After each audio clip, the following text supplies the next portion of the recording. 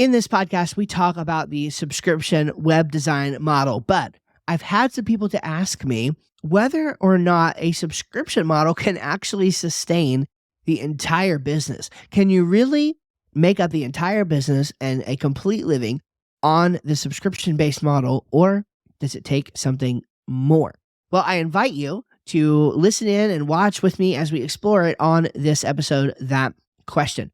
Can it sustain your entire business? So let me start here with just a personal example that it has sustained my entire business in the entire 8 years of its existence. Okay. So, there's a little bit of a spoiler alert / caveat for you that, I can only share what has worked for me, and other than basic fundamentals and truths and principles. And what has worked for me is the subscription web design model that I teach. Okay. And so I wouldn't teach something that didn't work for me because that wouldn't make any sense. I literally wouldn't have anything to teach. So yes, is the short answer to the question. Subscription web design can sustain your entire business. There are, by the way, entire businesses outside of even the web design world that focus entirely on a subscription model. It not only can sustain your entire business, in my humble opinion, it's the best model to sustain your business. But now let's talk about some of these specifics that are inside of that. First is the subscription as a foundation, okay? At the very least, so in my course, one of the things that I talk about, and in my Insiders membership program as well, one of the things that we talk about is the subscription essentially forming a foundation for your business, okay? And having this subscription mindset and model to underlie everything else. And one of the things specifically that we say is that if you're just trying to dive in and get your feet wet in the subscription model, then you could use a maintenance-only model or a management-only model to do that, okay? So even if you're still doing bespoke custom web design on a traditional pricing structure, you could actually add in a recurring maintenance program as a starting point and start to build up that recurring revenue foundation, which will probably happen a little bit more slowly if it's not the entire focus of your business, but it's at least a starting point, somewhere that you can start, okay? Now, what I suggest that you do is, especially if you're starting a new business and you are in the privileged position of having a full-time job or something and you're building this on the side without a lot of pressure, I recommend you actually building the entire business around the subscription model and using it as the foundation for everything else. In other words, rather than it being normal to charge one-off traditional project fees and windfalls of money and things like that, and then secondary to get the subscription model going, the way that I suggest that you do it is you primarily get the subscription model going, and then secondarily you have the windfalls and the project fees here and there, or the hourly fees here and there, okay? So for me, I have a recurring subscription foundation that stays the same every month unless a client leaves or a new client joins, okay? In which case it would either go down or grow, of course, my revenue. And clients rarely leave. Amen. That's awesome. And we bring in clients on a fairly regular basis. So there we go. Okay. So it's typically the baseline of my business is growing and not shrinking. But then there are months where we have additional work that comes in. Maybe a client who is on a maintenance contract or on a subscription contract needed a little bit of extra work one month. And so it took 5 hours of work instead of the one that we give them. And so we bill them for that 4-hour overage. And there we go. That's a windfall of money. Okay. We do have one particular client relationship where it is an hourly arrangement and it's a white label deal. So it's a white label hourly arrangement deal. And I bill my people at a certain rate, and et cetera. And so that's going to be a different deal. That is going to take some of the money to actually change and shift a little bit from month to month, whereas the recurring foundation is laid below that. Okay. So starting with building the subscription as a foundation is what lets you know how much money you can count on next month, and then everything else that comes on top of that is gravy. That's the way that I suggest you operate. It's a lot better to me than just covering the bare bones with a subscription plan and then relying on the others to cover your business. Okay, let's talk about this concept of add-ons, okay?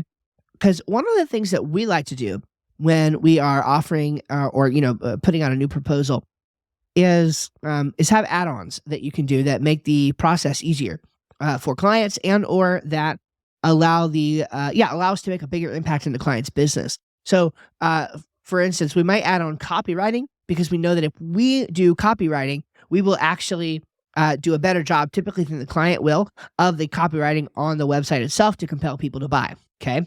And so that's an add-on fee that we would actually charge. We don't do that under the standard package. We also have an add-on for a lead booster, okay, which a lead booster is essentially an email lead magnet and then a 5 email follow-up sequence to onboard people and indoctrinate them into the world of our client, okay? Another example would be initiation fees or setup fees, okay? And setup fees can be used in certain circumstances in order to, front load the amount of profit that you're making on the website by making sure all the expenses are covered up front, and then you charge some monthly recurring after that. So there's various add-ons that you can put into the mix that will, any given month, raise the pricing, but the floor will be raised by the new clients that come through the door. Okay, so that's sort of the really nice way to look at this, is when you have that subscription foundation, then you get add-ons to come into the mix and actually increase that, just like the one-off project fees or the one-off hourly fees do as well. And, another question that I get on this is, well, do you ever have to offer traditional pricing? Is there ever a reason to offer traditional pricing? And I would say no. You could actually turn that down if you don't want to. You could turn down clients who say, yeah, I don't want to pay that way. Or they say, yeah, we want to do these little one-off projects and things like that. Like, let's say that you have a client, you build their website, it's on a subscription model, a couple $100 a month or something, and they come to you and they say, I would like to add a page to the website. A couple ways you could handle that. You could say, all right, well, that'll probably take 3 hours, and here's our hourly rate. We'll give you a little discount since you're a subscription client. Boom, there it is. Okay. Or you could say, yep, it's $500 to add a page, and no problem. Okay. So you charge them $500. It's completely separate from the other deal, etc. Now, here's the thing. You and I know that pages on a website, sometimes they're static, but sometimes new pages added to a website cause other problems, and actually they increase the maintenance headache a little bit. And so what if you said something like, yeah, we can absolutely add that page to your website. That would increase your monthly bill from $200 to $225 per month. Is that something you'd like to do? We'll start that billing next month. Now, what have you just done?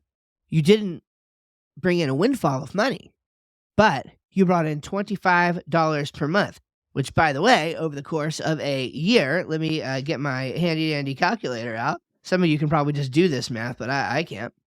That's $300 per year. So if they're with you for a couple of years, that's $600 right there. And then if they're with you even longer, then it's around for longer than that. Or maybe it's $50. Maybe you do $50 to add that particular page. And now you've added $600 in that first year, $1,200 by the end of year 2. So in my opinion, there are very few things that you couldn't work in to the actual subscription model if you wanted to. Again, you just have to start thinking a little bit differently than you have in the past about web design in general. And the subscription model can unlock so many things like that for you. Now, to kind of wrap us up here, I get this question of, well, what do I do if I'm not getting any traction in the subscription model? It's like, it's really taking a long time. It's hard for me to actually get this across.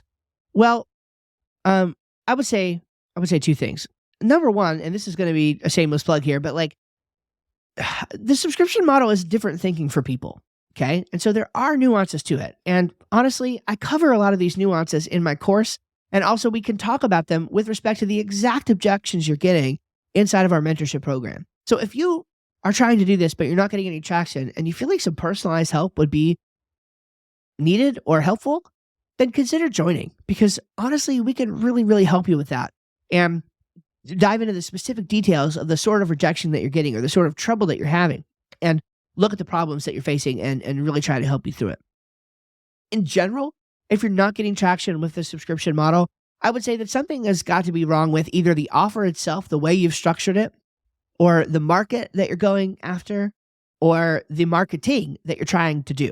Okay, it's probably one of those 3 things: the marketing or the market or the actual offer structure that you have put out there. Okay, so really take a hard look at those things. Try to be objective. Maybe ask some business owners, instead of trying to sell them your thing, ask them, hey, look, I just want you to know up front, I am seriously, literally not trying to sell you anything, but I do have this offer available and it's in your industry. And I'm really just curious if you would take a hard look for me at my offer and at my structure and see if this is something that would be compelling for you.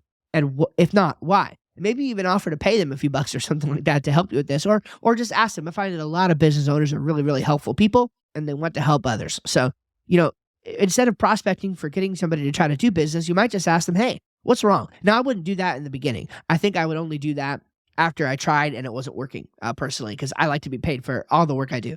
But yeah, if it's not working, then take a hard look at your market, your marketing, and your offer itself, and ask some people in the market why it's not working or what the perceived issues are with it. And they might uncover something for you that really helps them to see the light, or helps you to see the light on how you can structure things and change them and make it a lot better for everyone. Okay? So, yeah, can subscription web design sustain your entire business? 100%. I believe it can.